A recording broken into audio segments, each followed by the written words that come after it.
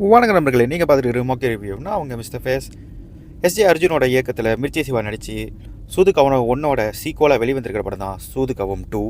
சூதுகவம் 1 உங்களுக்கு ரொம்ப பிடிச்ச படம்னா கண்டிப்பாக சூதுகவம் 2ங்கிறது கண்டிப்பாக ட்ரை பண்ணக்கூடிய ஒரு படம் தான். அதை தாண்டி மிர்ச்சி சிவா நடிப்பு உங்களுக்கு ரொம்ப பிடிக்கும், அவரோட மேனரிசம் காமெடி ரொம்ப பிடிக்கும்னா கண்டிப்பாக அந்த படத்தை நீங்கள் ஒரு வாட்டி பார்க்கக்கூடிய படமாக அது கண்டிப்பாக இருக்கும். நானும் அதுக்காக தான் போனேன். படம் எப்படி இருக்குன்னு பார்த்துடலாம்.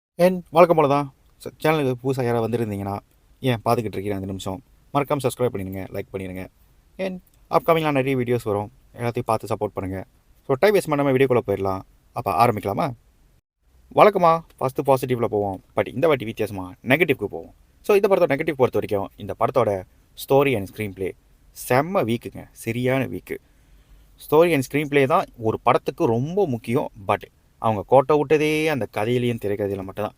கதையை பொறுத்த வரைக்கும் பார்த்தீங்கன்னா முதல் பக்கத்தோட தொடர்ச்சியாக எழுதலைன்னு சொல்கிறத விட எழுத்தோட வீரியம் பத்தலைன்னு சொல்ல வரேன்.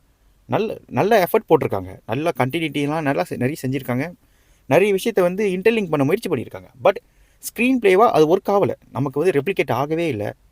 எப்படியா எழுதுனீங்க எனக்கே புரியல. அண்ட் ஸ்க்ரீன் ப்ளே பொறுத்த வரைக்கும் பார்த்தீங்கன்னா ஃபஸ்ட்டாகவும் சரி செகண்டாகவும் சரி ஏகப்பட்ட இடத்துல லேக்குன்னு ஒன்று இருக்க தான் செய்யுது. நிறைய இடங்கள் வந்து சிம்பிளாக சொல்லணும்னா சுவாரஸ்ய குறைவு இருக்குது. ரொம்ப சுவாரஸ்யமான சீன்ஸோ அதுக்கான எமோஷன்ஸோ அதை ஒட்டி வரக்கூடிய அந்த இன்டர்லிங்க் பண்ணக்கூடிய அந்த இடமோ எதுவுமே பெருசாக கனெக்ட் ஆகலை.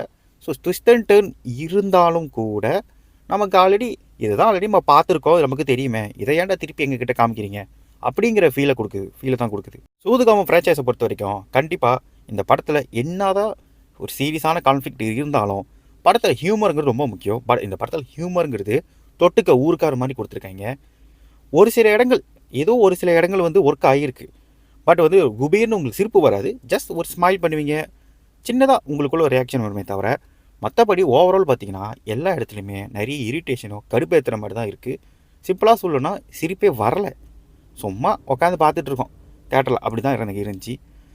என்ன சொல்கிறதுன்னு தெரில. பட் ஹியூமர் பொறுத்த வரைக்கும் பார்த்தீங்கன்னா இந்த படத்தில் பெருசாக ஒர்க் ஆகலை.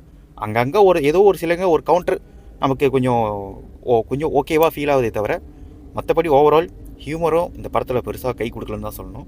அதை தாண்டி இந்த படத்தோட சாங்ஸும் சரி பிஜிஎம்மும் சரி ரெண்டுமே பெருசாக ஒர்க் ஆகலை. பிஜிஎம் கூட ஓகே, பட் சாங்ஸ் பெருசாக எந்த ஒரு பாட்டுமே வந்து மனசில் ஒட்டவே இல்லை. இந்த படத்தை வந்து என்ன நினச்சி அப்ரோச் பண்ணாங்கன்னு தெரியல. எல்லாமே சொதப்பி தான் வச்சுருக்கீங்க. இதுக்கு நீங்கள் சீக்வல் எடுக்காமலே இருக்கலாம்டா. பட் இந்த படத்தில் வந்து பார்த்திங்கன்னா நிறைய எஃபர்ட் எடுத்திருக்காங்க, நிறைய கண்டினியூட்டி, நிறைய இன்டர்லிங்க் பண்ணியிருக்காங்க, நிறைய விஷயம் முயற்சி பண்ணியிருக்காங்க. அந்த முயற்சி வந்து வெறும் முயற்சியாக மட்டுமே இருந்துருச்சு, எதுவுமே ஸ்க்ரீனில் ரிஃப்ளெக்டாக ஆகலை. அதே போல் வந்து பார்த்திங்கன்னா ஃபஸ்ட்டு பார்ட்டில் நம்ம சூதுகாமம் 1ல் எதெல்லாம் பார்த்து ரசித்தோமோ அதெல்லாம் வந்து செகண்ட் பார்ட்டில் பார்த்திங்கன்னா ரசித்து பார்க்கக்கூடிய அளவுக்கு இன்ட்ரெஸ்டிங்கான ஸ்க்ரீன் ப்ளேவோ அதுக்கான அதை வலு சேர்க்குற அளவுக்கு அந்த கேரக்டர்ஸ் வந்து அமையாததுக்கு ரொம்ப வருத்தமான விஷயம். பழைய கேரக்டர்ஸை ரிட்டர்ன் இருக்காங்க தான். இந்த படத்தில் பார்த்திங்கன்னா எம்எஸ் பாஸ்கர் இருக்கார், கருணாகரன் இருக்கார், நிறைய இந்த மாதிரி இருக்காங்க, ராதா ரவியோடு வராரு. பட் என்னென்னா அவங்களோட கேரக்டர் வந்து பார்த்திங்கன்னா 10 11 தெரியுதே தவிர இந்த கதையை வந்து முக்கியமான ஒரு கான்ட்ரிபியூஷனாக அமையலை. ஸோ என்ன சொல்கிறதுன்னு தெரில. நியாயமாக நிறைய பொட்டென்ஷியலோட கேரக்டர், பட் மிஸ் பண்ணிட்டாங்க. ஓவரால் படத்தில் என்ன தான் பாசிட்டிவ் அப்படின்னு பார்த்தீங்கன்னா இந்த படத்தில் நடித்த எல்லாருமே நல்லா நடிச்சிருந்தாங்க. பெர்ஃபார்மன்ஸ் வாய்ஸ் பெருசாக குறை சொல்கிற மாதிரி இல்லை. மிர்ச்சி சிவா பொறுத்த வரைக்கும் பார்த்திங்கன்னா அவரை வழக்கமாக எல்லா படத்துலையும் எப்படி பார்ப்பீங்களோ அதே போல் தான் இந்த படத்தில் இருக்கார். அவரோட அதே மேனரிசம், அதே கவுண்டர், அந்த காமெடி, ஏன்னா அவருக்குன்னு ஒரு யூனிக் ஒரு ஸ்டைல் இருக்குது. கண்டிப்பாக அதை நீங்கள் என்ஜாய் பண்ணுவீங்க. பட் அதை தாண்டி கேரக்டராக அவர் மனசில் பெருசாக நிற்கலைனாலும் அவரோட பெர்ஃபார்மன்ஸ் வாய்ஸ் நல்லாவே இருந்துச்சு. அதே போல் எம்எஸ் பாஸ்கரோட பெர்ஃபார்மனாக இருக்கட்டும், கருணாகரன், ராதா ரவியாக இருக்கட்டும், இன்னும் நிறைய ஆக்ட்ரஸ் இருக்காங்க, எல்லாரோட பெர்ஃபார்மனும் ரொம்பவே நல்லா டீசெண்டாக இருந்துச்சு. இந்த படத்துக்கு தேவையான அளவுக்கு அவங்களோட எஃபர்ட் கொடுத்துருக்காங்க, அதில் எந்த ஒரு குறையும் சொல்ல முடியாது. இந்த படத்தோட பட்ஜெட்டுங்கிறது ரொம்ப சின்ன பட்ஜெட் தான், ஒரு மினிமல் பட்ஜெட்டில் தான் எடுத்திருக்காங்க. பட் அதை வந்து எங்கேயுமே ஸ்க்ரீனில் தெரியாத அளவுக்கு நல்லா பார்த்துக்கிட்டாங்க. ஸோ அந்த வகையில் சினிமாட்டோகிராஃபியாக இருக்கட்டும், விஷுவல் எல்லாமே பக்காவாக இருந்துச்சு.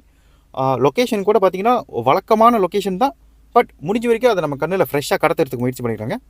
ஓரளவு அது ஒர்க் அவுட்டவே ஆகிருக்கு. இதை தாண்டி இந்த படத்தில் பெருசாக பாசிட்டிவ்னு சொல்கிற அளவுக்கு என்கிட்ட பெருசாக ஒன்றுமே நான் பார்க்கல.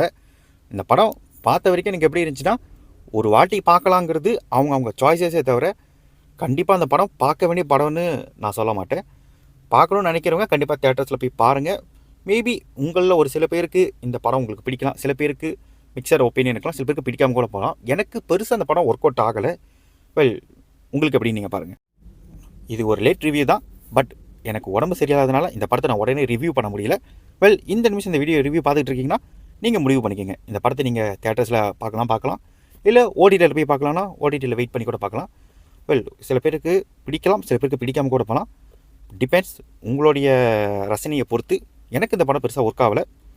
ஸோ நான் உங்களை வேற ஒரு வீடியோவில் வந்து சந்திக்கிறேன். ஸோ வரட்டா?